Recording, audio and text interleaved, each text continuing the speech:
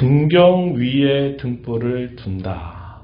사람이 등불을 드는데 등경 아래 등불을 두게 된다면 그 등불이 발휘하는 빛의 영향을 받지 못할 겁니다. 불을 켜가지고 그 불을 바닥에다가 이렇게 놔버리면 어둠으로 가득 차 있는 그 공간을 밝힐 수가 없겠죠. 그래서 우리가 등불을 밝히게 되면 그 등불을 높이 드는 것이다 하는 것입니다. 우리가 너무나 잘 알고 있는 이 일상적인 이야기를 통해서 예수님은 이 하나님 나라 혹은 천국에 관한 비유를 말씀하셔요. 등불을 등경 위에다가 두는 목적은 분명하죠. 그 목적이 뭘까요? 어둠을 밝히려고 하는데 그 목적이 있다 하는 것입니다. 그런 분명한 의도가 없이 우리가 어떤 일들을 하지 않는 것처럼 하나님께서도 어떤 경우에는 드러내시기도 하고 어떤 경우에는 숨기시기도 하실 때는 분명한 목적을 가지고 그러한 일을 하신다는 겁니다. 그래서 이 하나님 나라의 특징이 사람들에게 보여지게 될 때 어떨 때는 그 하나님의 나라가 밝게 이렇게 드러나기도 하고 또 어떤 경우에는 그 나라가 마치 보이지 않는 것처럼 숨겨지기도 한다 하는 것입니다. 그래서 이 비유를 통해서 예수님이 의도하시는 것은 이 하나님의 나라는 이미 오래전부터 선지자를 통해서 예언했던 그대로 하나님의 나라는 분명히 그 분명한 실제를 드러내실 것이다 하는 사실을 이것을 통해서 말씀을 하고 계십니다. 그러면서 이어지는 말씀에 보면 이 하나님 나라의 그 드러냄, 하나님 나라가 실제하고 있는데 우리에게 중요한 것이 뭐냐면 하나님의 나라의 복음을 잘 듣고 그 복음에 반응하는 것이 중요하다는 사실을 예수님께서 쭉 말씀해 가십니다. 우리가 읽은 본문 4장 23절 이하로부터 24절, 25절까지 쭉 덧붙여 설명해 주시는 말씀이 바로 그것입니다. 하나님의 나라를 밝히 그 실제를 드러내고 그 실제를 우리가 보기 위해서는 무엇보다도 듣는 일, 그 나라의 복음을 듣는 일에 우리가 집중해야 될 것을 우리에게 가르쳐 주고 있습니다. 들을 귀가 있다. 이게 말이 우리에게 어떤 의미를 던져주죠. 사람이 귀가 없는 사람이 아무도 없어요.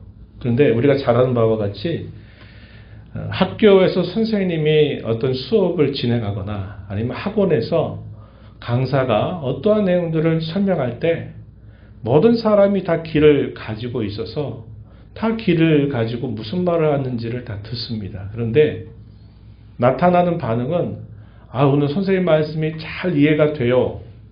무슨 말인지 잘 알겠어요. 그래서 선생님과 잘 눈도 맞추고 선생님과 함께 잘 그 수업 시간을 진행하는 학생이 있는가 하면 그게 똑같이 듣긴 듣는데 그게 무슨 말인지를 도무지 깨닫지 못하는 학생도 있는 거죠. 그렇죠. 하나님의 나라의 복음이 선포되고 그 말씀이 전파될 때에도 마찬가지라는 겁니다. 사람들이 다 귀는 가지고 있지만 어떤 사람은 듣는 사람이 있고 어떤 사람은 듣지 못하는 사람이 있다 하는 겁니다. 그래서 이러한 일들에 있어서 이러한 분명한 차이가 나타나게 될 것을 염두에 두면서 우리 예수님께서는 들을 귀가 있는 자는 들으라 이렇게 말씀을 하시게 됩니다. 그래서 이 말씀의 의미는 분명히 듣는 자와 듣지 못한 자가 구별될 것이고 또 한편으로는 듣는 일에 대한 중요한 책임이 그 듣는 사람에게 또 주어지고 있다는 사실을 우리에게 보여준다 하겠습니다. 24절 말씀 가서 보시면은 뭐라고 말씀하시냐면 무엇을 들을지를 스스로 조심해라. 무엇을 들을지 스스로 조심해라. 삼가 주의하는 것이 필요하다. 다르게는 매우 주의 깊게 들으라 하는 말씀을 예수님이 하고 계시는 겁니다. 우리가 어떠한 사실들을 듣게 되면 그것이 이런 것이구나 하는 그 이해하는 정도는 사람마다 다를 거예요. 그렇죠? 어떤 사람은 그 내용들을 거의 다 이렇게 잘 듣는 사람이 있는가 하면 어떤 사람은 그 듣는 말씀 중에 한 반 정도 또 이해하는 사람도 있겠고 또 그 말씀을 잘 이해하지 못하는 사람도 있을 겁니다. 듣게 되면 그것에 대해서 헤아리는 정도가 사람마다 다 달라요. 그래서 예수님께서는 무엇을 들을지를 조심해라 이렇게 말씀하시고 내가 헤아리는 그 정도에 따라서 내가 헤아림을 받을 것이다 이런 말씀을 해주십니다. 듣고 그 말씀을 이해하는 정도의 결과가 결국 자기 자신에게로 돌아오게 된다 하는 사실을 이 말씀을 통해서 우리에게 알게 해주셔요. 그러면서 25절 말씀에 보면은 뭐라고 말합니까? 있는 사람은 더 받게 될 것이지만 없는 사람은 그 있는 것조차 빼앗기게 된다. 이렇게 말씀을 하십니다. 이런 말씀을 우리가 그냥 맥락 없이 말씀을 읽으면 성경도 부익부, 빈익빈을 가르치는구나. 돈이 많은 사람은 계속 더 부자가 되고 가난한 사람은 더 가난해지는구나. 이걸 말하는구나. 이렇게 우리가 또 오해할 수 있겠지만 여기서 말하는 맥락이 무슨 말입니까?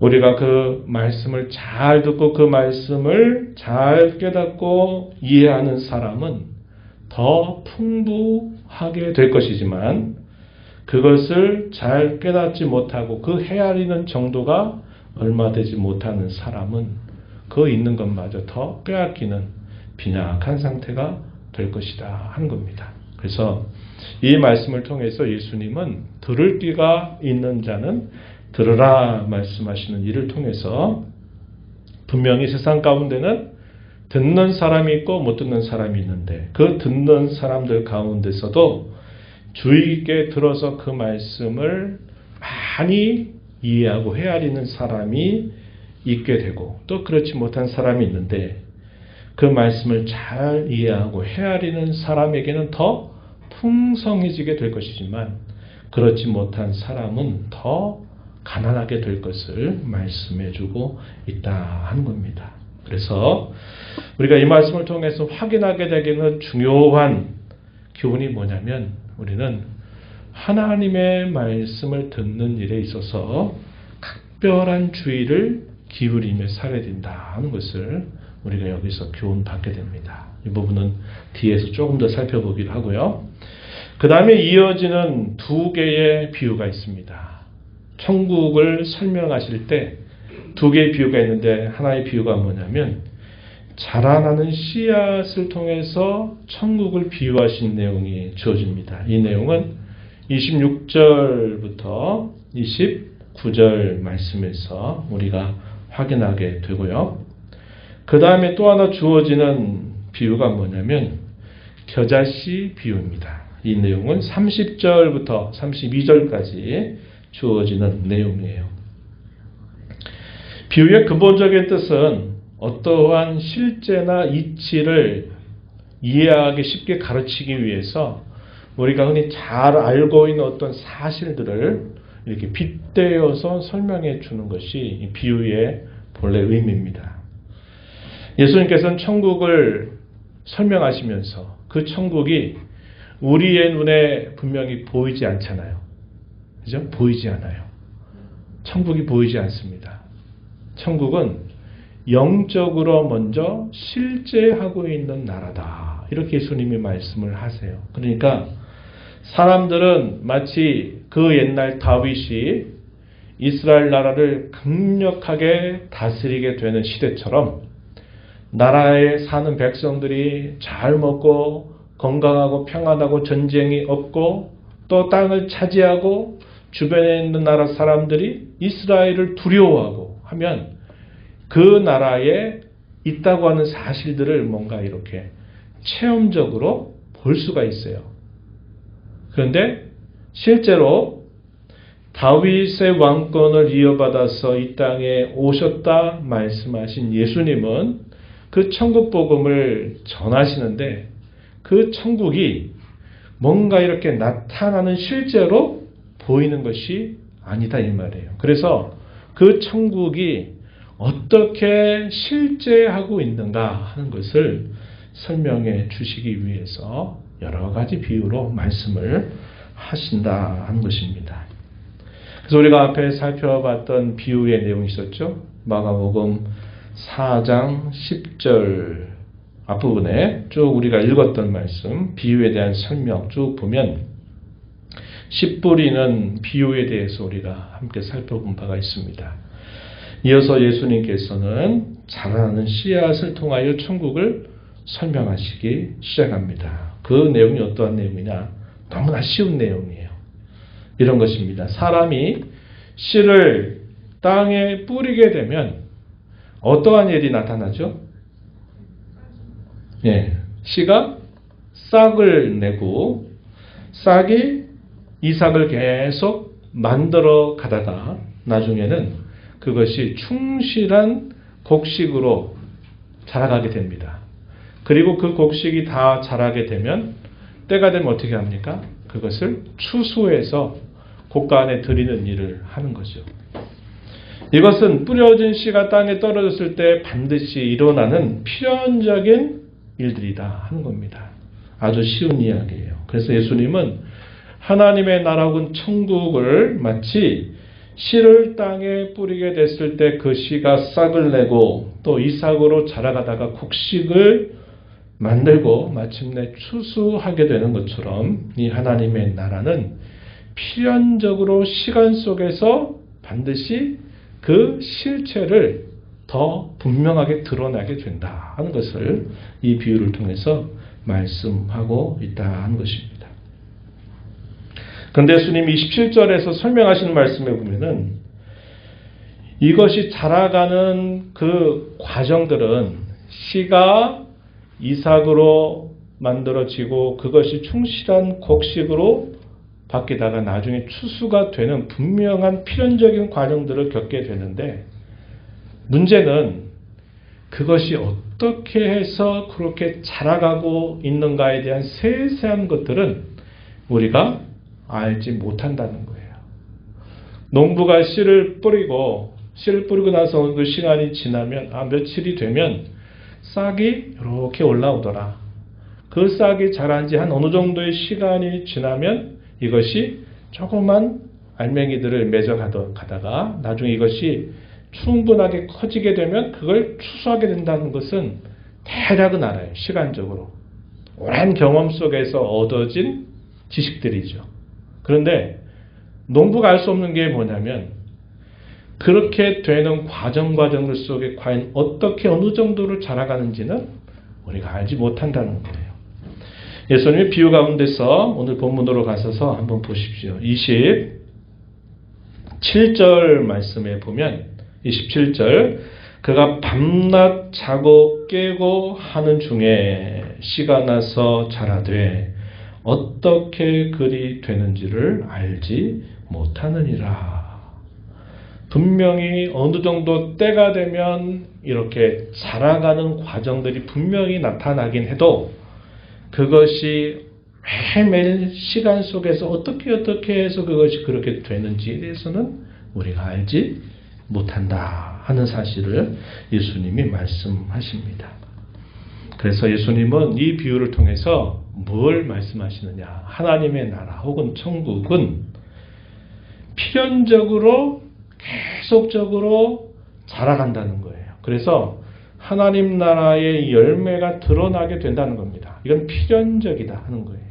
그런데 그 필연적인 이런 모든 과정들은 우리가 알지 못한다는 거예요. 그것은 매우 은밀하다 하는 겁니다. 은밀하다.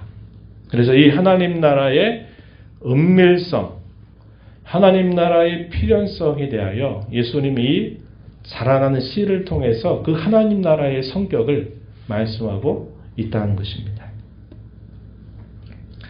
이것은 은밀하다라는 것은 하나님께서 행하시는 그 방법이 우리가 도무지 알 수 없는 그런 기묘한 방식을 통해서도 하나님은 그의 일을 이루어 가신다는 것을 보게 되는 겁니다.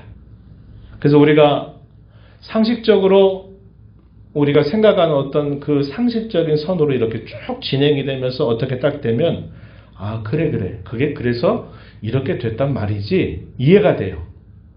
그렇죠. 그런데 어떤 경우는 이게 어떻게 됐는지가 보이질 않아요. 그런데 어느 순간 이게 턱 튀어나오게 되면 우리 어떻게 생각합니까? 아니 어떻게 이렇게 된 거지? 도무지 알 수 없는데 이건 믿기지가 않아. 이렇게 될 리가 없는데 이렇게 우리는 굉장히 그거에 대해서 굉장히 궁금해하게 되는 일들이 따라와요. 우리가 과정들을 쫙 살펴서 잘 이해가 되면 그러니까 그렇게 된 거지 이렇게 반응하지만 그런 과정들이 은밀하게 감춰져 있다가 갑자기 어느 순간 탁 나타나면 깜짝 놀라는 거예요. 방학을 맞이해가지고 맨날 학급에서 뒤에서 항상 앞서가는 친구가 있었는데 이 친구가 방학 기간 동안 자기가 큰 결심을 했어요. 그래가지고 이 방학 기간 동안 열심히 공부했습니다. 공부를 열심히 했어요. 그래가지고 학기가 새로 시작해가지고 이제 하다 보니까 그 전에 그 아이가 아니에요. 그런 경우는 매우 희귀하지만 그런 경우들이 일어날 수도 있는 거죠. 왜? 방학 기간 동안 그 친구를 만난 적이 없거든요. 만난 적이 없었는데 만나지 않는 동안 늘 똑같이 그렇게 지냈겠지 생각했는데 그 친구가 방학 동안에 정말 열심히 공부하게 된 겁니다.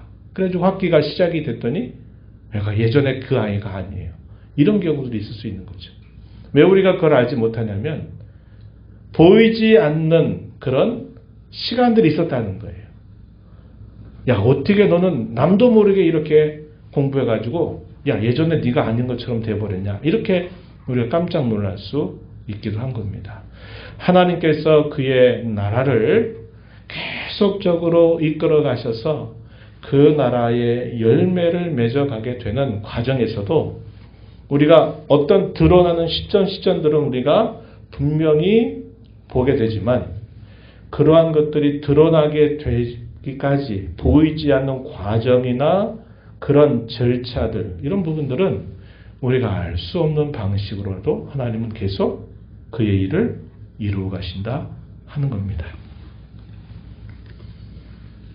바울 사도가 다메섹 도상으로 가서 예수 믿는 사람들을 잡아서 감옥에 가두려고 하는 아주 기세당당한 마음을 가지고 다메섹으로 가고 있는데 갑자기 하늘로부터 해보다 밝은 빛을 만나게 되면서 그의 시력을 잃어버리게 되고 그 두려움이 가득 찬 그 음성 앞에 꼬꾸라지면서 당신이 누구입니까? 라고 말했을 때 나는 네가 박해하는 예수다 이렇게 말씀하시면서 바울 사도에게 나타나시게 되죠.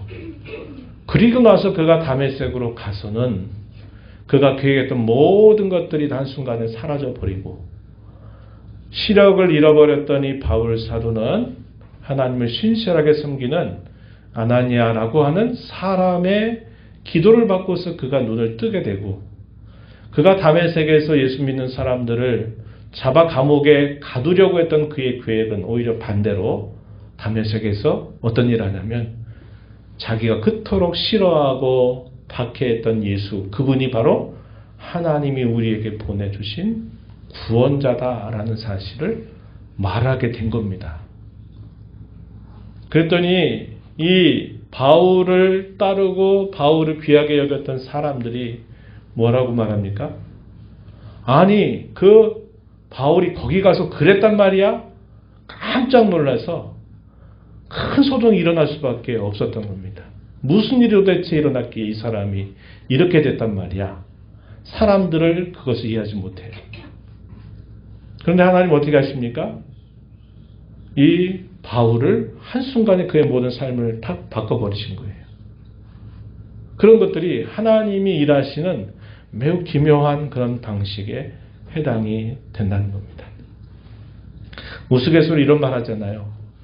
이 땅에 신앙생활을 하다가 천국에 갔더니, 우리 많이 들어본 얘기, 천국에 갔더니 저 사람은 분명히 이 하나님 나라 가면 여기서 만날 거야 했던 사람이 안 보이는 일로 깜짝 놀라게 될 거다.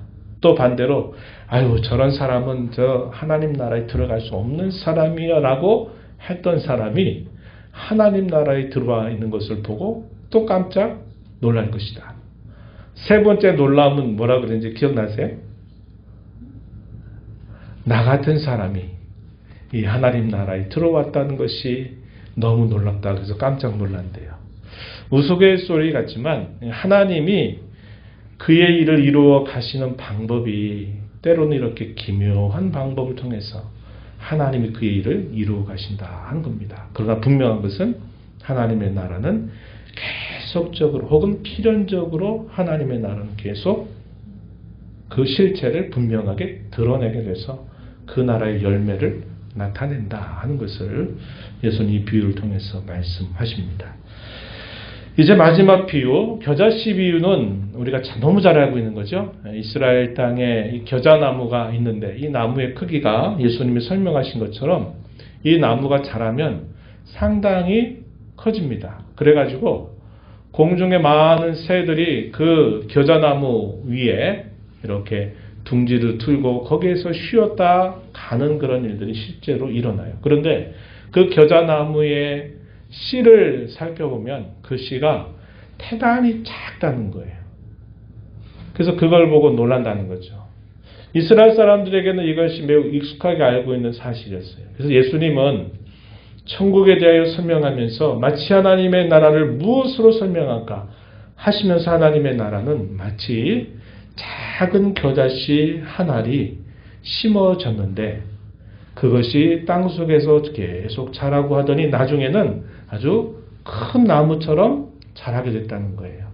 그래서 그 나무 가지 사이에 공중의 새들이 깃들 만큼 큰 나무가 되었던 것처럼 되는 것처럼 하나님의 나라도 그와 같이 된다는 사실을 말씀하는 겁니다. 어쩌면 이 자라낸 씨앗의 경우는 시간 속에서 계속 하나님이 은밀하게 역사하시면서 이것을 반드시 필연적으로 자라가게 하시는 특징이 있다면 이 겨자씨 비유는 매우 작아서 보이지 않는 것들이 시간이 흘러가면서 그것이 선명하게 보이는 모습으로 나타나게 된다는 것을 설명해서 작은 것으로부터 커지게 된다. 그러면서 하나님 나라가 공간적으로 확장되게 될 것을 예수님이 이 비유를 통해서 말씀해 주고 계시다 하는 겁니다.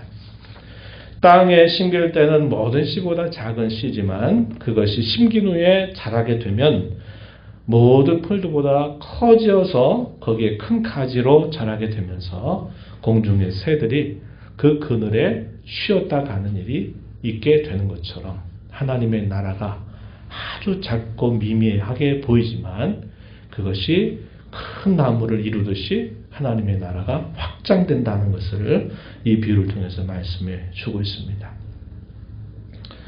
이 공중의 새들이 깃든다라고 하는 이 말은 하나의 좀 관용적인 표현이에요. 이게 뭐냐면 이런 뜻이죠. 하나님의 나라가 이스라엘 땅 작은 곳에서 그 나라가 계속 이렇게 공간적으로 확장이 되다가 나중에는 이방 사람들, 이스라엘 사람들이 아닌 이방 사람들이 그 하나님의 나라에서 안식하고 그 나라에서 쉼을 쉬고 그 나라에서 살게 되는 것을 보여주는 하나의 표현이다. 이렇게 말하기도 하는 겁니다.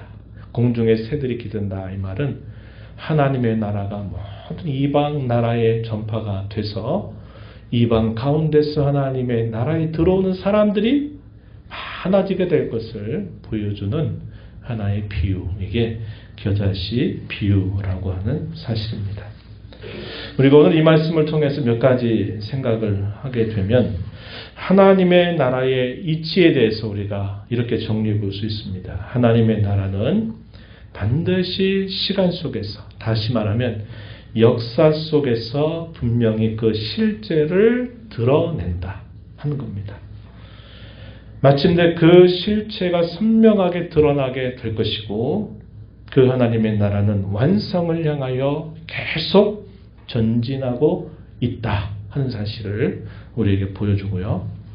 그 하나님의 나라는 공간적으로도 모든 나라, 언어, 민족 이것을 초월해서 하나님의 나라는 계속적으로 확장되어 간다 하는 사실을 우리에게 보여줘요.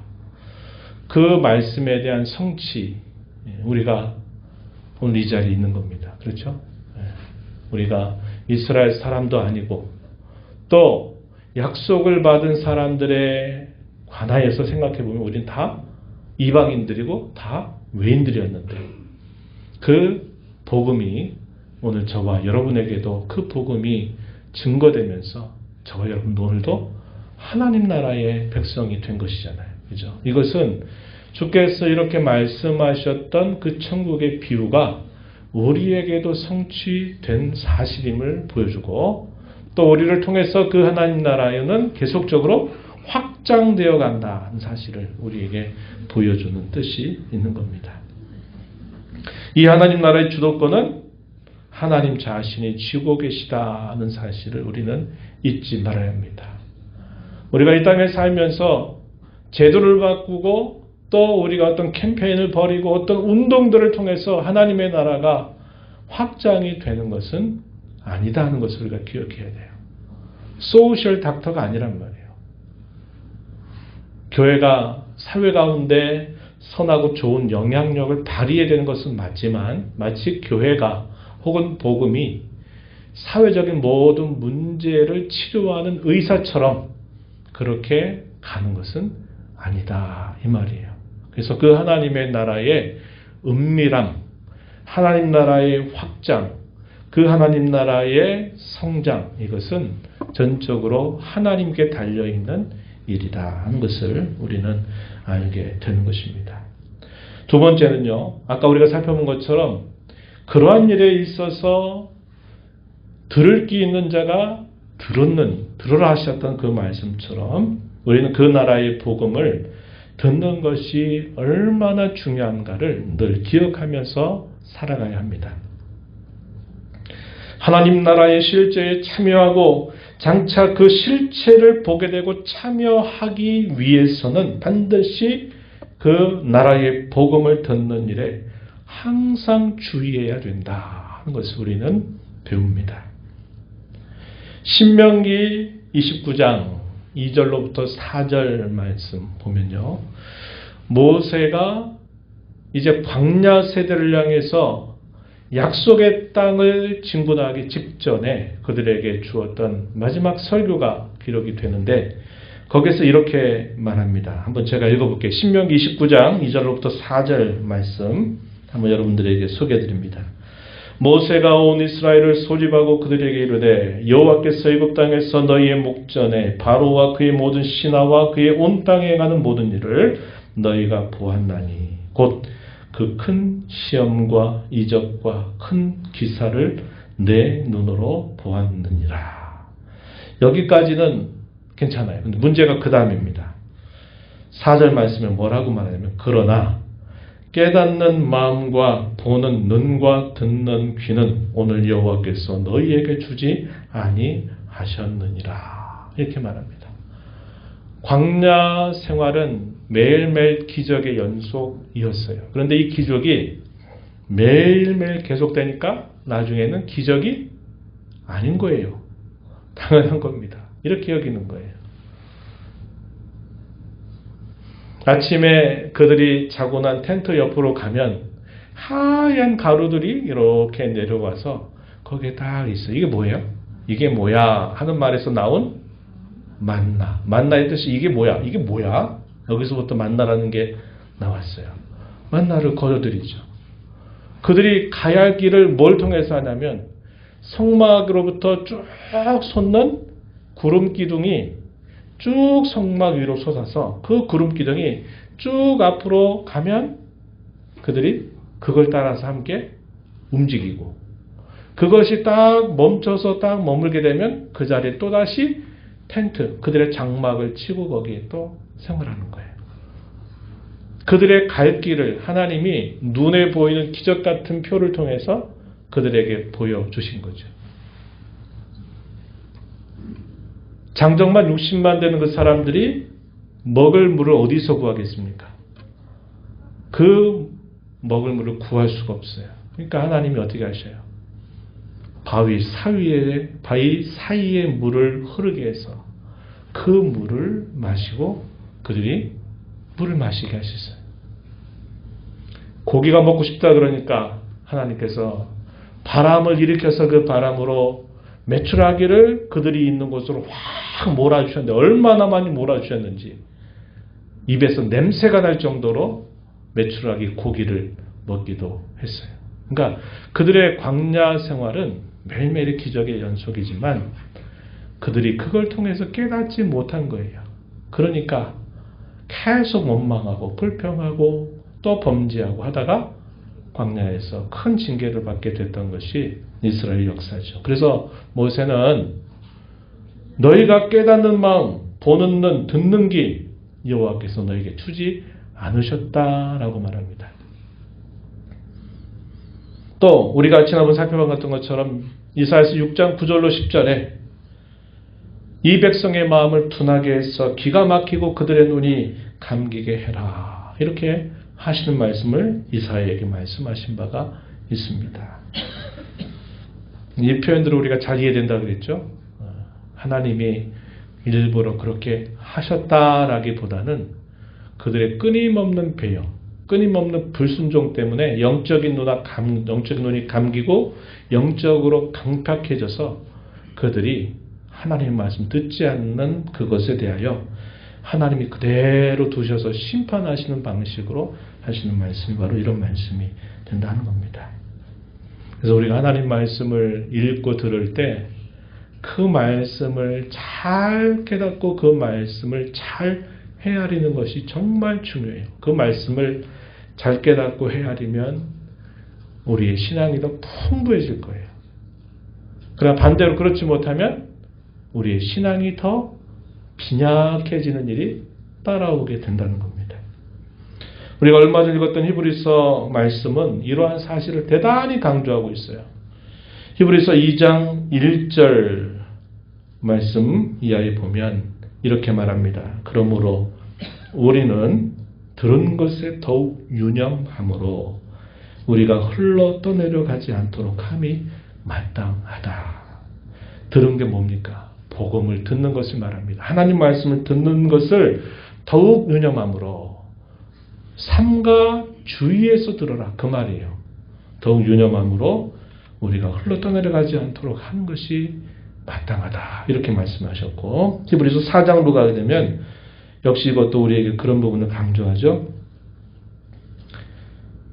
그들과 같이 우리도 복음 전함을 받은 자이나 들은 바 그 말씀이 그들에게 유익하지 못한 것은 듣는 자가 믿음과 결부시키지 아니함이라. 이렇게 말합니다.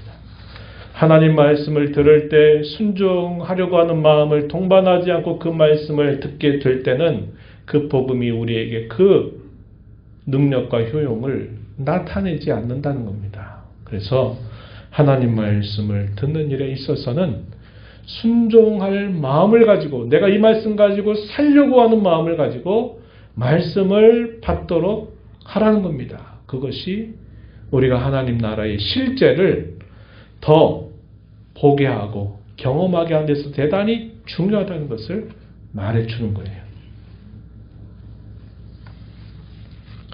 마지막으로 우리가 또 살필 것은 이 실제한 하나님의 나라에 우리가 살면서 그 하나님의 나라를 우리가 사는 세상 가운데 잘 드러내는 일에 힘을 써야 한다는 겁니다. 어떻게 드러낼까요? 하나님의 말씀을 우리가 잘 받고 그 말씀을 따라서 우리의 생각과 우리의 말과 우리의 삶을 고쳐 나가게 되면 하나님의 나라의 실제를 잘 드러내게 된다는 것을 꼭 기억해야 합니다. 복음의 광채를 높이 드높여야 돼요. 아까 우리가 읽었던 말씀처럼 등불을 들고 바닥에다가 등불을 놓지 않지요. 그 등불을 들어서 어디로 합니까? 가장 높은 곳으로 그 등불을 놔야 돼요. 왜요? 어둠을 밝히기 위해서 그렇게 하는 겁니다. 이 등불이 결국 복음의 광채, 하나님의 말씀의 그 빛을 우리가 세상 가운데 잘 드높이는 일을 해야 되는데 어떻게 해야 된다는 겁니까? 내가 그 말씀을 잘 듣고 헤아리고 깨닫는 것뿐만 아니라 그 말씀이 내 생각이 되고 그 말씀이 내 언어가 되고 그 말씀이 내 행실이 되고 삶이 되면 우리가 하나님의 나라의 실제를 세상 가운데 드러낼 수 있다 하는 겁니다. 그래서 오늘 우리 자신이 그리고 우리가 이루는 이 교회가 그 사명을 세상 가운데 밝히 드러내야 됨을 우리에게 가르쳐 주고 있는 것입니다. 마지막으로 여러분과 꼭 나누고 싶은 한 가지만 이야기하고 마무리할게요. 물이 끓으려고 하면은 언제부터 물이 막 끓기 시작합니까? 100도가 되면 물이 끓잖아요. 그러면 요즘 여러분 뜨거운 물 차 마시느라고 물 많이 끓을 거 아니에요. 그러면 커피 포트 같은 데다가 물을 넣어가지고 그것을 이제 딱 스위치를 딱 켰어요. 그럼 그 물이 뽀글뽀글 끓으면서 막 수증기가 나려고 하면 언제까지 기다려야 돼요? 100도가 될 때까지 기다려야 돼요. 그전에는 조금 이렇게 움직임이 있지만 그전까지는 그게 드러나지가 않아요. 그 100도 가까이 되는 그때의 어떤 순간을 뭐라고 말하냐면 임계점이라고. 임계점. 이제 딱 변화되는 그 경계의 선까지 이제 거의 다 왔다는 거예요. 그 전까지는 우리가 기대하고 바라는 것이 아직은 안 나타나요. 우리가 신앙생활 하다가 쉽게 포기하고 쉽게 주저하는 경우가 뭡니까? 아니 말씀대로 산다고 해가지고 말씀대로 살아보려고 내가 하는데 왜 그게 안 돼요? 내가 기도하면 하나님이 들어준다고 해가지고 기도하는데 왜 하나님 내 기도 안 들어주세요? 내가 교회에서 직분을 받고 여러 직책을 맡아서 감당하고 봉사하면 하나님이 복을 주신다 그러는데 왜 나는 맨날 어려움이 계속 있어요? 조금 해보다가 에이 해봤자 소용없구나 주저앉아 버려요. 꼭 기억하셔야 돼요. 언제가 돼야 됩니까? 물이 100도에 가까이 가는 그 점이 임계점을 도달하게 될 때까지는 계속 뭐 해야 돼요? 계속 물을 끓여야 돼요. 마찬가지 우리가 하나님 앞에 우리가 예배하고 하나님을 섬기고 봉사하고 내가 하나님 앞에 기도하는 우리의 신앙생활이 한 번, 두 번 해가지고 아무런 반응이 없다. 해봤자 소용없다. 내 맘대로 살겠다. 이게 아니라 어디까지 올라가야 되냐면 임계점까지 올라가야 돼요. 임계점까지. 아까 우리가 땅에 심어진 씨가 자라나는 그 비유를 통해서 말씀했잖아요. 분명히 씨가 땅에 딱 심어지면 어느 순간이 되니까 싹이 탁 올라와요. 근데 그것이 땅 속에 자라가는 과정이 보여요, 안 보여요? 안 보여요. 싹이 나면 싹이 딱 나더니 나중에 보니까 가지가 뻗어오더니 조그만 뭔가 알맹이가 조금씩 생겨나요. 그럼 우리가 그 순간에 보이는 거예요. 이삭이 이제 조금 나왔구나. 이렇게 보여요. 근데 그 이삭이 나오게 되는 그 과정도 우리에게 보여요, 안 보여요? 안 보여요. 아까 제가 하나님의 은밀한 역사다. 기묘한 역사다 그랬는데 그렇단 말이에요. 우리의 눈에 딱 보이게 되는 그때는 소위 말해서 이 씨가 싹을 내는 임계점이 딱 지나고 나서 그때 싹이 보이는 거예요. 그 싹이 자라가지고 조그만 알갱이가 딱 들어차게 된 걸 딱 보게 되는 때까지는 그 임계점까지 계속 보이지 않다가 임계점이 지나니까 그게 우리에게 보이는 거예요. 마찬가지예요. 우리 신앙에서 굉장히 중요한 원리입니다. 임계점까지는 포기하면 안 돼요. 그리고 계속해야 돼요. 기도하는 일, 내가 하나님 앞에 기도한 것이 아이고 계속 기도해도 소용없더라. 그래가지고 포기하고 안주하는 게 아니라 계속 기도하는 거예요. 하나님도 기도 가운데 우리가 보이지 않는 방식으로 계속 일을 하고 계세요. 그러다 그 임계점이 딱 지나게 되면 하나님이 내가 그렇게 기도했는데 하나님이 이렇게 해주셨구나. 그때는 우리에게 보이는 거예요. 그러니까 우리가 꼭 기억해야 될 것은 임계점까지 가도록 해야 돼요. 뭐 한 번 했다가 한두 번 해가지고 안 되니까 바꿔. 그거 안 돼. 그만둬. 이게 아니라 그 임계점이 도달하게 될 때까지는 이게 잘못된 것이라면 수정해야 되지만 하나님이 잘못된 것이 아니라고 할 때는 임계점에 갈 때까지 우리 뭐 해야 돼요? 계속 그 일을 해야 돼요.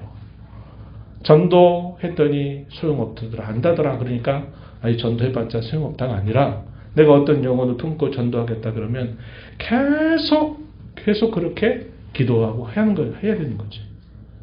그래서 여러분 이걸 꼭 기억하셔요. 임계점에 도달할 때까지는 안 나타난다. 안 보인다. 거기까지 이르게 되는 때까지 우리가 인내하고 믿음을 가지고 하던 일을 계속 해야만 된다. 우리가 세상 가운데 우리가 그 하나님 나라의 실제로 어떻게 보여줄까요? 한 번, 두 번 해가지고 그 나라 딱 보고 주위 사람들이 야 당신 보니까 나도 예수님 믿어야 되겠다고 이렇게 됩니까? 안 되잖아요. 그럴 때 포기하지 말아야 한다는 거예요. 이러한 이치를 꼭 기억하면서 이러한 그 임계점을 뛰어넘을 때까지 우리가 서로 기도하고 격려하고 서로 힘을 내서 하나님의 그 역사하심이 드러나게 될 때까지 계속 전진의 가르쳐와 여러분이 되어야 하겠습니다. 하나님 아버지, 오늘 또 저희들에게 주의 말씀을 통하여서 하나님의 나라는 우리의 눈에 보이지 않지만 영적으로 분명히 실제하는 나라임을 비유를 통해서 말씀해 주셨습니다. 그리고 오늘 저희가 이 현장에 있다고 하는 사실 자체가 예수님이 하신 이 말씀이 분명하다고 하는 사실을 증거하고 있습니다. 우리가 하나님의 나라의 실제를 우리가 더 분명하게 경험하려고 하면 하나님의 거룩한 말씀을 우리가 늘 듣는 일에 주의를 기울이고 그 말씀의 풍성함을 알아가야 됨을 교훈 받았습니다. 하나님 말씀을 대할 때마다 흘려 떠내려 보내지 않게 하시고 그 말씀을 아주 가벼운 것처럼 잊고 지나가는 삶이 아니라 그 말씀을 저희 마음에 듣고 그 말씀 가지고 살기를 다짐하고 힘써간 저희의 삶이 되어서 어느 순간 하나님께서 약속하신 것이 분명히 드러나게 될 때까지 그 임계점을 넘어설 때까지 하나님 포기하지 않으며 힘을 내서 전진해가는 저희 삶이 되게 하여 주옵소서. 예수님 이름으로 기도하옵나이다. 아멘.